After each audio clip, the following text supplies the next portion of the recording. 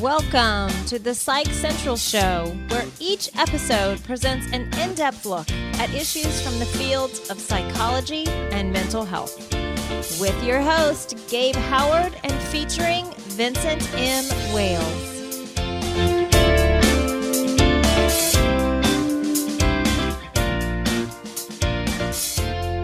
Hello, everyone, and welcome to this edition of the Psych Central Show podcast. Today, we are going to be discussing the 21st Century Cures Act, which took pieces of several different bills and turned it into one big, massive bill. We're going to be discussing specifically the ramifications for those living with mental illness, and on the show today is Dr. John Grohol, who's going to help guide us through it so that we can all better understand. Welcome, John. How are you? Doing well. Great to be here. Happy to talk about this very important topic. Excellent. And of course, always on the show is Vincent M. Wales. I would be rude if I didn't say hi. You can be rude and still say hi, too. Excellent point. All right. So, John, it's all you from here on out. The first question we have is, so what version of the various mental health bills that are out there made it into the Cures Act? And, of course, what are, some basic highlights? I think that the main bill that really made it in was the Helping Families and Mental Health Crisis Act of 2016, which was Murphy's bill from the House. Tim Murphy's a psychologist, and he is very passionate about talking about helping families who have a seriously mentally ill child or adult living with them. And this really was his effort to get some assistance for those kinds of people. One of the things in the link of this, we're going to go ahead and put the link to some writing by Dr. John Grohol about the various incantations of the Helping Families and Mental Health Crisis Act. Now, obviously, it wasn't passed that way, but you'll be able to read through them. So what are the highlights? What are the big highlights? I know there's some controversy, but what are like the top five? Well, Murphy didn't get along, it appears, with the administration of SAMHSA, which is the federal government's program of how it gives money to the states to have treatment programs for the most seriously mentally ill people in their states. And so he didn't succeed in sort of gutting this federal agency called SAMHSA, but he did reorganize its leadership so that now it's not headed by an administrator anymore. It's headed by an assistant secretary underneath the Health and Human Services Secretary. And I think that was done primarily to help elevate the importance of the position and make it and to help people understand that mental health is just as important as a physical health concern. And it also added a chief medical officer, which basically has to be a physician who is licensed to practice medicine, to help go through some of the programs and processes that SAMHSA uses to fund programs in the state. So that was one of the big changes. There's a couple other changes. They changed. There was sort of a lot of the bill was sort of housekeeping. They changed the names of things. And some media outlets mistakenly thought that these were new things, like the National Mental Health and Substance Use Policy Laboratory. Actually, that's an office that already exists, and they just changed the name of it and added the word laboratory to it to make it sound more scientific, which is kind of amusing, but not really helpful to anyone, except for all the stationery that needs to be changed out.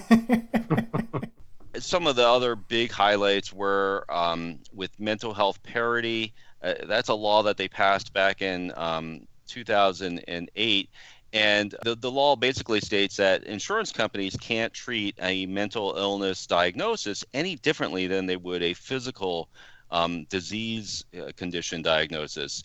And that means that they can't limit treatment for it. They can't specify like obstacles or hurdles that they also don't use for physical disease. The problem is insurance companies have been very creative in finding ways around this, and so the new law puts some teeth into the parity enforcement and helps the government make sure that insurance companies follow not only the letter of the law, but also the spirit of it, which is, hey, these things are equal and you should treat them equally.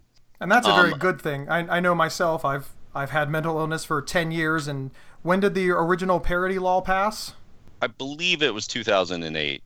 Yeah, I still have yet to have parity on my own insurance right now, even though it's been offered. So I know that a lot of people are hoping for that because, why should mental health and physical health be treated differently? So would you say that's a good thing? Yeah, absolutely. I mean, this is an ongoing issue that has been a problem in the treatment area of mental illness for decades, which is that insurance companies have always treated mental illness with a sort of a completely different set of rules than if you were diagnosed with diabetes or cancer. And it's been very frustrating, both on as you just spoke on the patient side of things, but also on the provider side of things. Therapists and psychologists and psychiatrists really hate the fact that they can't always offer the gold standard treatments that they want to be offering patients because they can't get reimbursed for them. So it's very fascinating the way insurance companies see this, because if you have cancer, you go until you're better, or until the end. If you have mental health, a mental health issue, you go for 8 visits. Well, what happens if you need a 9th visit? No, you're fine. So very good. Let's turn it for a minute. When we talk about the Murphy Bill, when the mental health community talks about the Murphy Bill, one of the big things that came out of it with this idea of the AOT laws, which are assisted outpatient treatment, or what a lot of people in the mental health community called the forced treatment laws. Representative Murphy tied his desire to pass this bill into reducing violence, which, made a lot of us, I'm trying to avoid saying go crazy, but we didn't like that comparison. Where did we end up on that? We ended up with a compromise which basically continues the kinds of small grants that have been available for states who implement AOT programs, but importantly does not mandate that in order for states to continue to receive their huge chunk of money from the federal government called a block grant, that they implement an AOT program. So it's not a mandatory requirement. And that, I think, is an important win for all mental health advocates who reject the finding that AOT is the important ingredient. If you look at the research, it's not the forced treatment aspect of AOT that works. It's the providing more resources to people who need them. That's the part of the AOT treatment programs that actually works. It's the resources. It's hey, these people need they get all this great treatment under AOT programs. Why don't we just provide that without the forced part of it? So, well, John, in some areas there is no forced part of it. Here in California, in the few counties here that have actually implemented AOT, there is no forced part of it. It's not even part of the equation. That is fantastic to hear.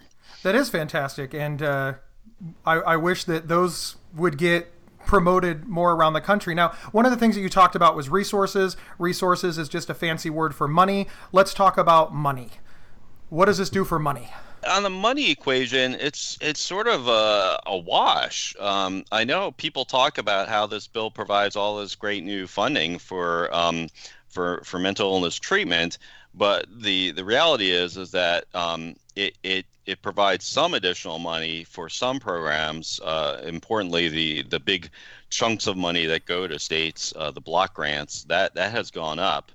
But other components of the bill has actually cut funding, and I think it was all done to sort of balance the numbers to make sure that they had a way of paying for the other kinds of things that got passed in this bill, which includes the opioid crisis component of treatment. So I kind of feel like the funding part of this is really not like they took out their checkbook and wrote a new $2 billion check for mental illness treatment.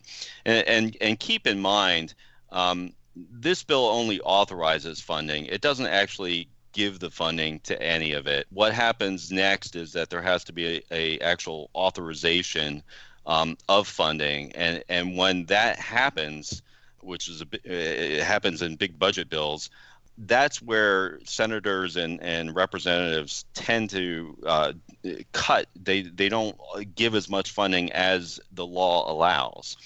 So we'll really be able to see whether any of this gets more funding when the authorization comes down and we see how much these programs actually get funded. One of the interesting things is I'm reading some of the highlights of this, and it says that treatment for homeless went from 50 million to 41 million. So, obviously that's a loss. It's a almost 20% loss. We have the National Child Traumatic Stress Initiative went from 50 million to 46.8 million, another loss. Jail. Yeah, exactly. And we were talking, I see you were just about to mention the jail diversion program funding. It went from $10 million a year down to $4.2 million a year. And I don't understand that, quite frankly. I'm sure if we had a Hill staffer here, they might, who understands the intricacies of all this, funding stuff, they maybe could explain it better to us lay people. But I don't get it. These are clearly smaller numbers, and it doesn't seem like a big win for people with mental illness. And that's somewhat curious to me because a lot of folks, and again, I haven't surveyed all of them, but just reading online, and a lot of people feel that this is a big win for people living with mental illness. It's a big win for people living with mental illness in very specific populations and under very specific conditions. It's in terms of the majority of people with mental illness who get their treatment on an outpatient basis voluntarily, who don't have trouble with the law, who this bill doesn't really change much of anything for those people, and that's the majority of people out there. It does change things for people in very specific kinds of situations and circumstances, and I think it's important for what it does, but I think sometimes it's being oversold as some sort of groundbreaking new law that really switches up the equation of how we define and treat mental illness in America. I don't think it does anything of the sort. So it's basically more of the same. Just one of the things that I think you said was that it was a wash and it was mostly housekeeping items. Can you expand on why you feel that way?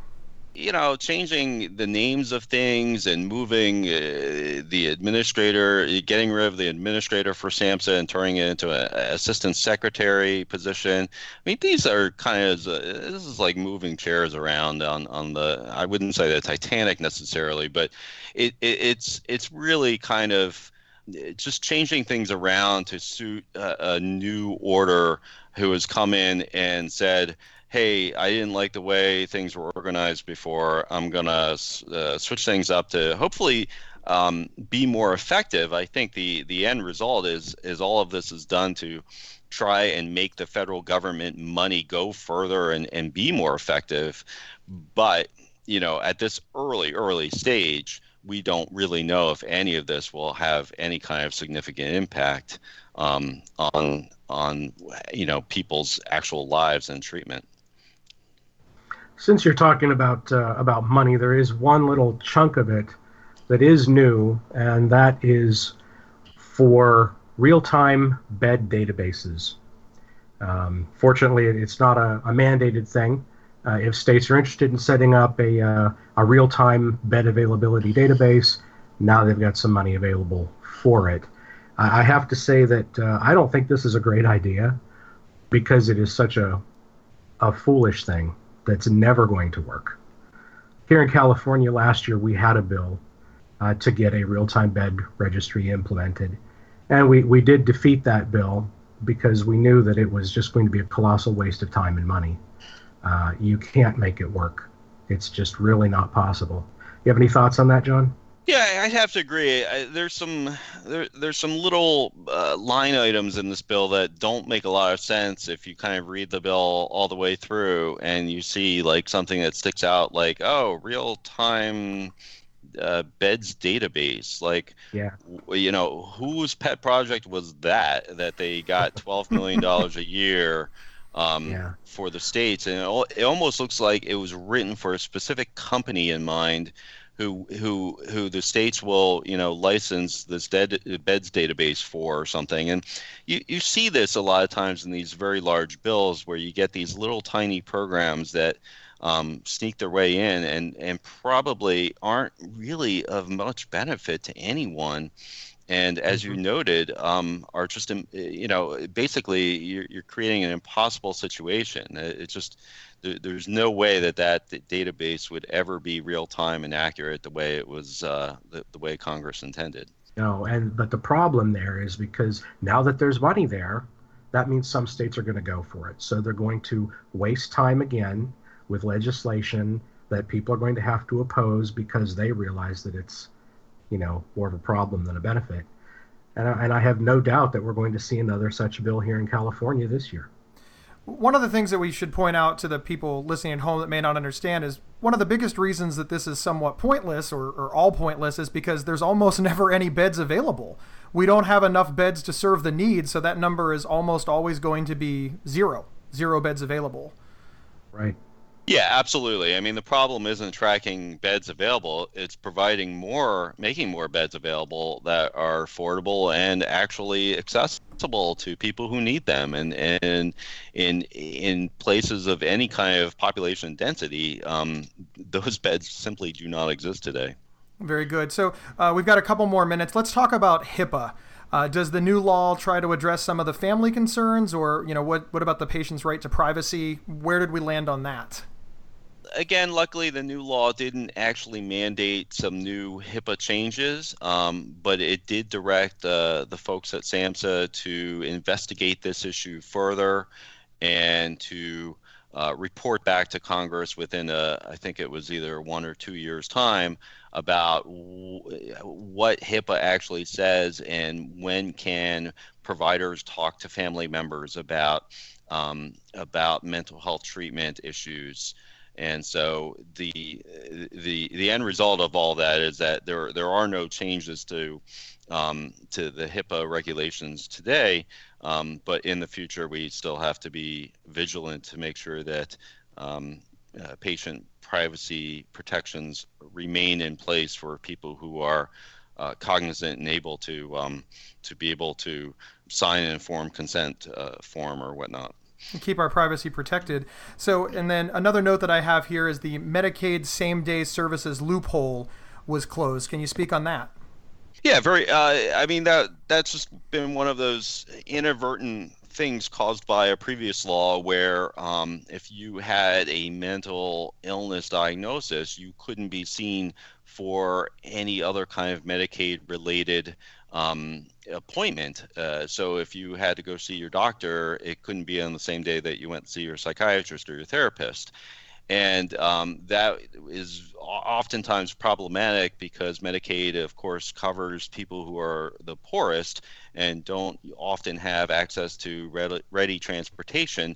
So they would actually be doing a lot of these appointments on the same day because the providers were located in the same area of the city or actually in the same offices or the same building. So thankfully, the law finally closes this loophole, which has been around for at least a decade, maybe longer, and has been a bane of patients and providers alike. Not only that, it's one of those things where when you first hear about this, as I did several years ago, I just looked at the person who explained it to me. I said, "You are kidding me. That is the stupidest thing that I've heard all week." So I'm really glad to know that this is finally going to be fixed. Yeah, it was one of those things. Like I said, it was accidentally created as a thing so long ago, and of course the thing to have done would have been to fix it immediately. But Congress being Congress, it took them a very, very long time to close that loophole, and in the meantime, a lot of citizens have suffered because of it. All right. Well, Dr. John Grohol, thank you for being on the show. We've We're pretty much out of time, but do you have any final thoughts, anything for our listeners to take away? One last point. One of the things that Murphy seems super concerned about, and he didn't like SAMHSA doing, was devoting, he didn't like the states doing, was devoting money to peer programs and peer-led programs and peer-led education and things of that nature. And so in the new bill, we find the phrase evidence-based 57 times. 57 times we see the word evidence-based in the 21st Century Cures Act. Guess how many times it appears in anything medically related versus mental health related? Once. It occurs once. So 56 of those 57 times are all because of Murphy's hang-up on this whole evidence-based mantra.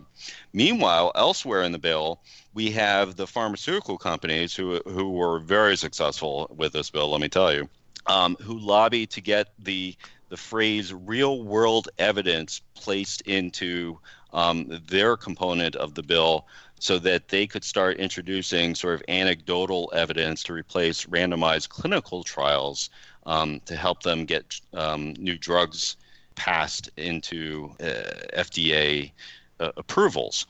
And so that it just blows my mind how there can continue to be this sort of unequal treatment between things that are mental illness related, where there is this high standard that they keep raising the bar, and they keep making the bar different than the same standards that we would use for medicine. And that is one of my pet peeves. Like, I don't have anything against evidence-based, treatments and programs of that nature, but I think it's very short-sighted to ignore all the good and benefit that is done by peer-based programs as well, and to say that one is superior to the other or they can't be complementary, I think is just shooting ourselves in the foot. All right. Well, John, thank you again for being on the show. We really appreciate it. And to all of our listeners, thank you so much. And we will see you next week on the Psych Central Show podcast. PsychCentral.com is the internet's oldest and largest independent mental health website. Psych Central is overseen by Dr. John Grohol, a mental health expert and one of the pioneering leaders in online mental health. Our host, Gabe Howard, is a professional speaker, award-winning writer, and mental health advocate. You can find more information on Gabe and his work at GabeHoward.com. Vincent M. Wales is an award-winning speculative fiction novelist and suicide prevention crisis counselor. You can find more information on Vincent at vincentmwales.com. If you have feedback about the show, please email talkback@psychcentral.com.